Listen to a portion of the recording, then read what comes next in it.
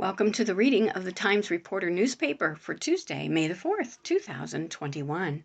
My name is Pam. There are no new area deaths listed in today's online edition, so we'll just begin with our first article. Minister charged with sexual battery by Nancy Molnar. A 46-year-old Minnesota resident who pastored Lutheran churches in Strasburg and Minerva has been charged with 3 counts of sexual battery involving a teen girl. Stephen P. Moyen was booked into the Tuscarawas County Jail Wednesday evening after being extradited from Alberta Lee, Minnesota. He most recently worked as the pastor for Good Hope Parish, a 4-church parish in southern Minnesota and northern Iowa.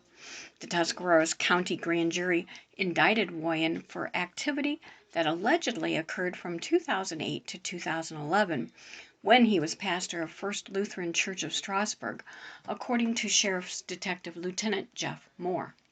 The indictment says he engaged in sexual conduct with a minor who attended the Strasburg church or was a member of the congregation. Woyen first left First Lutheran in 2011 to work at St. Paul's Lutheran Church in Minerva, according to an article from the Alliance Review. The story said Woyen had been at First Lutheran for more than 5 years. He served as a church musician in North Dakota, Minnesota, and Ohio before becoming a pastor, the article said. Woyen worked in Columbus, Ohio for a time, according to a profile published in the Faribault County Register of Blue Earth, Minnesota. Woyen was jailed April 20th on an arrest warrant issued April 16th. A trial is set in a hatchet attack on police by Nancy Molnar. A bench trial is scheduled for June 22nd for a man accused of trying to kill 2 police officers with a hatchet last summer. Tuscarawas County Common Pleas Judge Elizabeth Lehigh Tamakos will decide whether Gregory O. Emanuel Jr. is guilty or innocent of 2 counts each of attempted murder and felonious assault. He has pleaded not guilty. He is expected to file a written waiver of his right to a jury trial. Emanuel, 33, is accused of attacking New Philadelphia Police Captain Ty Norris and Sergeant David Morris on August 19th at Atwood Terrace Apartments in the 500 block of North Broadway, New Philadelphia. Officers went to the complex because Emanuel's mother said he locked her out of her apartment. The situation became violent after officers pushed the door open and found Emanuel standing in the apartment with a hatchet, Police Chief Michael Goodwin has said. The defendant allegedly continued to make threats, then exited the door with the hatchet and attacked the officers. Norris shot Emanuel, who suffered multiple internal injuries.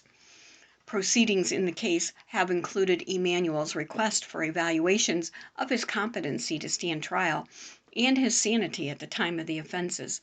He has been found competent to understand court proceedings and assist in his defense. The issue of his sanity at the time of the alleged crimes may be addressed at trial, as there have been conflicting sanity reports, according to a memorandum from Judge Tamakos. Emanuel is being held in the Tuscarawas County Jail without bond. He could be sentenced up to 22 years if convicted of all charges. Actual time served could be extended up to 11 more years, depending on behavior in prison. Moving on, Art on the Alley by John Baker. Downtown New Philadelphia was alive with people on a warm spring day Sunday as crowds came to look at the work of local artists and sample the offerings of area food vendors during the annual Art on the Allure Lay event. First Drive and Ashwood Lane were closed to traffic to accommodate all the vendors.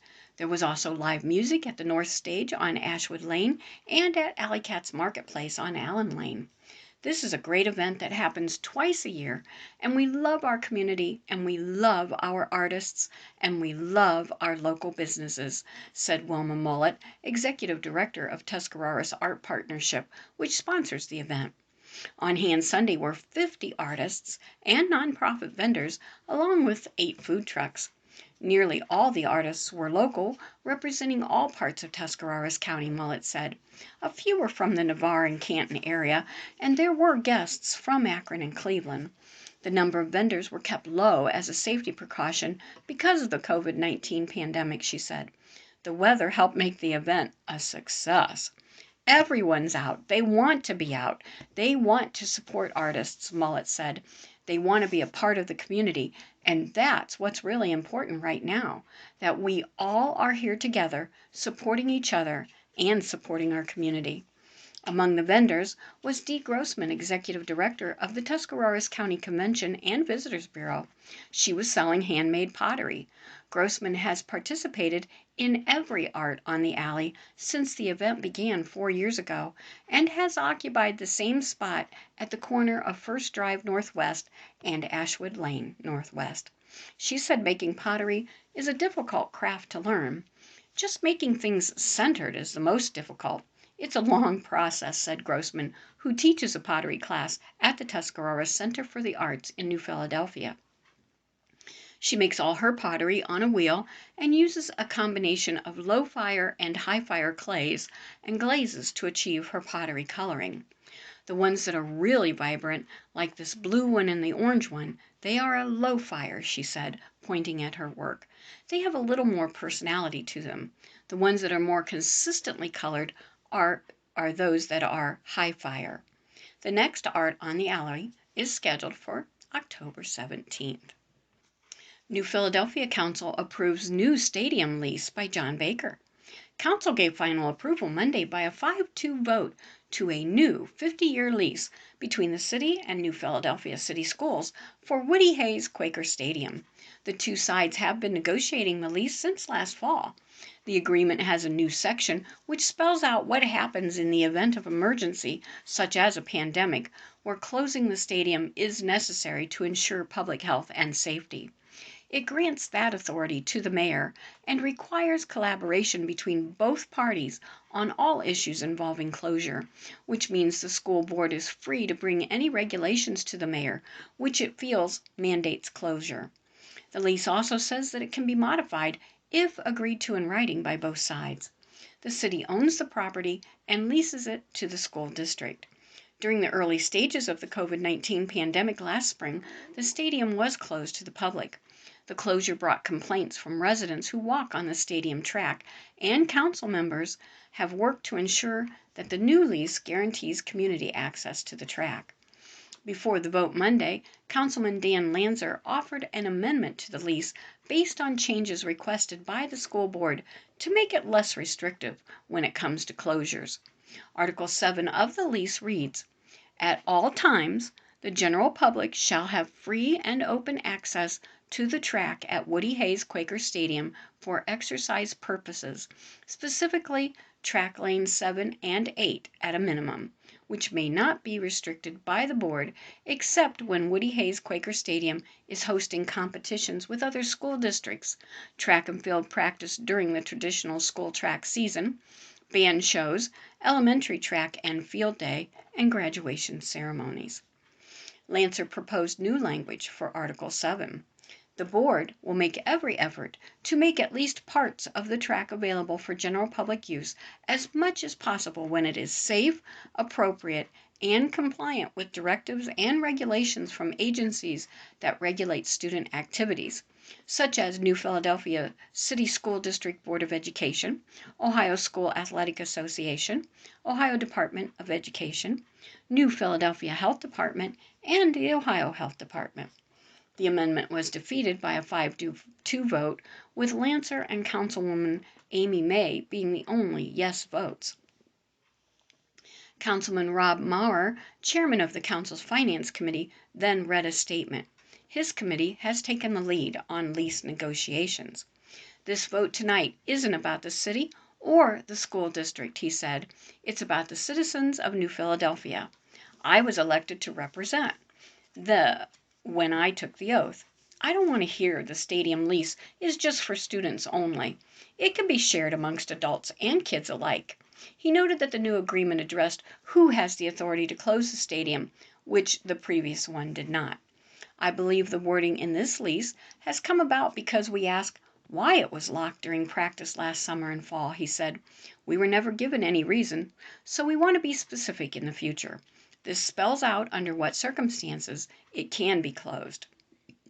I'm not sure why the school is so concerned about this.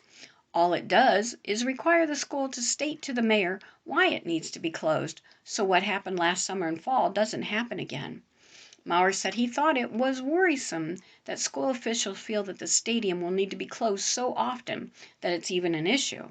He said he was told the stadium had to be closed because of guidance from the Ohio Department of Health and the Ohio High School Athletic Association.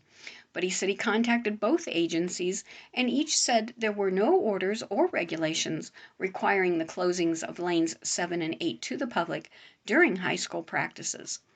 The next New Philadelphia Board of Education meeting is May 17th, when the lease agreement will likely be discussed. And now, what's happened at the Tuscarawas Village Council meeting? At their April meeting, the key action was a motion was approved to accept the bid of $1,805,842 by Kinsey Excavating for the water system improvement project. Discussion. 3 bids were received for the project, including Tucson Inc. at $1,899,777 and SET at $1,970,000, along with Kinsey Excavating. The 3 bids were accepted at the special session after being rejected initially due to being incomplete or having non-compliance issues. In other actions, passed a resolution which authorizes Mayor Dana Moore to submit an application for financial assistance for the water system improvement project. A motion was passed to extend the income tax filing deadline to May 15, 2021. Agreed to designate May 2021 as Motorcycle Awareness Month, as requested by the American Bikers aimed towards education. A motion was made to pay bills, including to the Times Reporter for $403 and to Warwick Township for fuel in the amount of $10,000. In addition, for your information, there are changes being made to an ordinance regarding the water and sewer regulations. Council agreed to wait on those changes before passing the legislation with a final read. Administrator DJ Meeks said the village is on schedule with Newton Asphalt for paving. Strider is the newest officer to join West Lafayette Police Department, by Leonard L. Hayhurst. A new canine unit hitting the streets of West Lafayette is meant to increase safety and community outreach for the West Lafayette Police Department. Officer Laurice Manns and Strider completed training in mid-April and are getting settled with routine patrols. Modification of a squad car for the canine unit was completed last week as well, said Chief Matthew Fowle. We just been letting the dogs get acclimated to his new environment and his new routine. We're just letting them come off of their intense training regimen every day, Fowle said. Officer Manns and Strider have to bond together, create that bond, and work well together. Also, we want Strider to relax and understand he's not a machine. He can be a dog. There's a happy medium we need to find there. Strider is a 1-year-old Belgian Malinois and is the 3rd canine officer in the county. Hanada, a Dutch Shepherd, and Chili, also a Belgian Malinois, works with the Coshocton County Sheriff's Office. Fowle said he planned to meet with Sheriff James Crawford this week to discuss collaborating on future training and dog availability. What I want to be able to do is adjust schedules for availability so a dog can be available to road officers as much as possible, Fowle said. Community support, several community fundraisers ranging from a bake sale to a 5K race helped bring in part of the $25,000 needed to acquire Strider and pay for the training. The Coshocton Foundation provided a $10,000 grant. Fowle said continuing fundraisers and donations will help with the care of Strider in the years to come. Coshocton County Vietnam veterans recently donated $250 to the Canine Fund. The community outpouring was amazing. In 90 days, we raised nearly $30,000, and it knocked me off my feet. I couldn't believe how quick people stepped forward, Fowle said. Fowle is closing in on a year as police chief, and adding a canine unit plays into his plans to add new services and expand the department. Part of that has been adding 5 new officers in the past year, including Mans. Mans lives in Canton, but has found West Lafayette warm and welcoming. While living in an urban area, he's worked in smaller towns throughout his law enforcement career. He's never had a canine partner before, but jumped at the chance when Fowl said he wanted to add one. People think it's like Mayberry, but that's not entirely true. We get the same things everybody else gets, just in smaller doses, Mans said, referencing the fictional setting of the Andy Griffin Show. I love what I do. This place makes it better. Having a good chief makes it better. Having good coworkers makes it better. And now, having a dog makes it even more better. Swiss Army knife with a heartbeat. Fowl worked as a canine handler with the Richland Police Department in Union County, a small police force similar to the one in West Lafayette. He knows a dog can be of great help in a variety of ways. For such a small department, it's almost like adding another employee. Strider was trained as a dual-purpose dog, meaning he does patrol work and narcotics. Tasks include drug interdiction, criminal apprehension, tracking, and article searches. Fowl also expects Strider to become a mascot for the department and play a big role in community outreach. This will include visiting students at Ridgewood local schools. It's like having a Swiss Army knife with a heartbeat, Mans said of Strider's utility. He has a better nose than us. He's faster than us. He's an asset because he can see and smell things we can't see and smell. Fowl said Strider is a little young to be entering police service, but he feels that means they will have him longer. Mans knows his partner will mature with age, but passion for his work is already evident. He's very intense. Once he's out of that car, he knows it's time to go to work, unless we're at home. Then he mellows out a little bit, Mans said. It's not like having a pet. A pet you can train a certain way, and you can make your pet adaptable to your house. With a canine, you have to make your house adaptable to him. Combating drugs, Mans and Fowl view Strider as being a big deterrent for crime, whether it's a suspect giving up because he doesn't want to get bit, or drug dealers going elsewhere because they don't want to deal with a canine. Nobody wants to get bit by a dog. It's like a fear we all have, Mans said. Also, just people knowing we have a dog in the village. They'll take another route or go sell their drugs somewhere else. Fowl definitely wants to hit the drug problem hard, and Strider will be a key element in ramping up enforcement. He knows the public perception will be that the problem is getting worse before it gets better, but that's because people will see more arrests and busts. We've got to weather the storm. The more we get off the streets, the more we get it off of people, the more lives we can save in the future. That's the goal. You don't do it for the press. You don't do it to tell your buddies when you're having a cookout, Mans said. You do it because you don't know whose lives you're going to impact.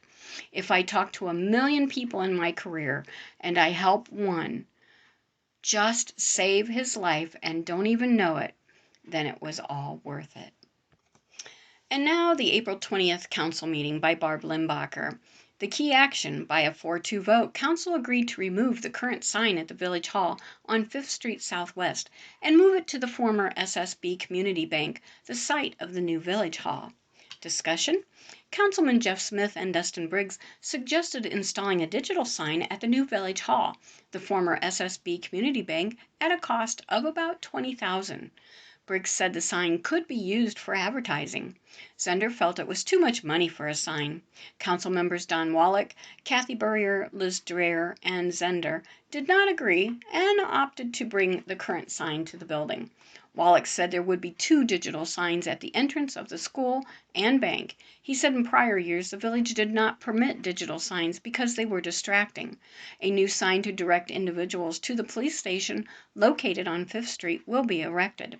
That vote was also 4-2, with Jeff Smith and Briggs voting no.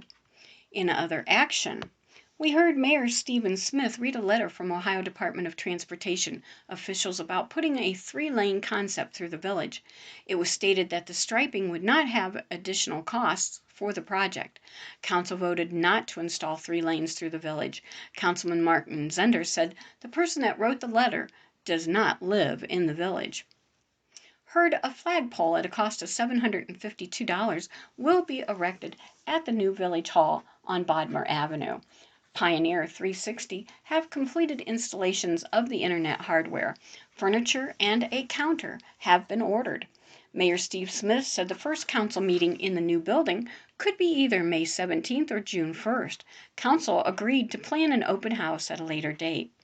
Agreed to contact Wolf's Mowing to spray for dandelions at the new village hall. Hurd Street Superintendent Matt Miller has been proactive and will erect no parking signs on the south side of 7th Street Northwest to comply with the ordinance regarding parking. Hurd Sternwood Allotment has started constructing houses at the site on Dundee-Strasburg Road. They will have to provide a bond to install a road, water, and sewer lines. Zoning Inspector Ted Foster was instructed to visit the site and inform the contractors what they need to do to be in compliance.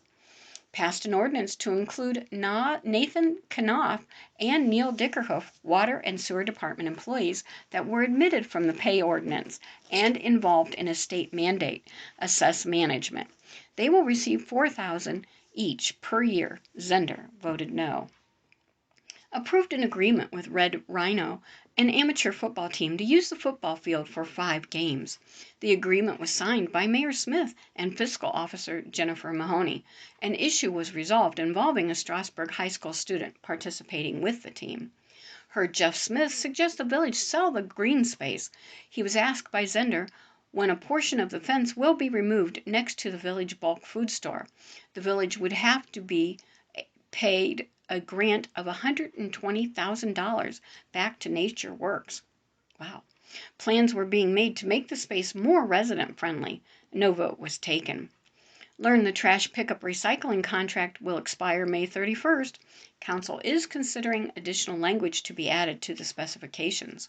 Approved a request for software for the police department for a one-time cost of $2,400 from iLinks and $1,200 for tracers that would assist police in gathering information that is usually less accessible.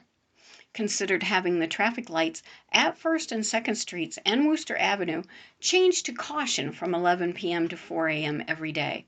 Council tabled the request and will discuss it further at the May 4th meeting. Learned a variance was approved to a property owner on 7th Street Southwest for an addition to a current resident. Agreed to move forward with repairing the tennis courts, filling in the cracks, and paving at a cost of $18,321.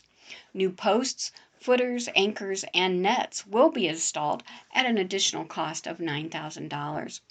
Heard a request was made to place a soccer field at Franklin Park. No action was taken. For your information, a 2.5 mil 5-year levy will appear on the May 4th ballot for fire protection for Franklin Township and the village. Issue 5 was placed on the ballot by Franklin Township and includes the village. If approved, the levy will provide 24/7, 365 days a year fire and emergency medical service coverage for the village and township. There are no plans to hold a corn fest this July.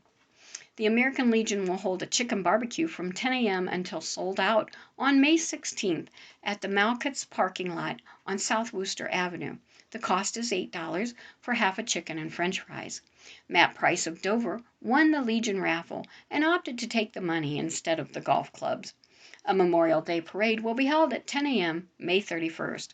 The parade will form at the school and move to Granville Union Cemetery. The next meeting will be at 6 p.m. May the 4th in the School Administration Building at 140 North Bodmore Avenue. Let's move on to 30 seconds. I think Bitsy, the dog in the comic strip Marvin, should have his own comic strip.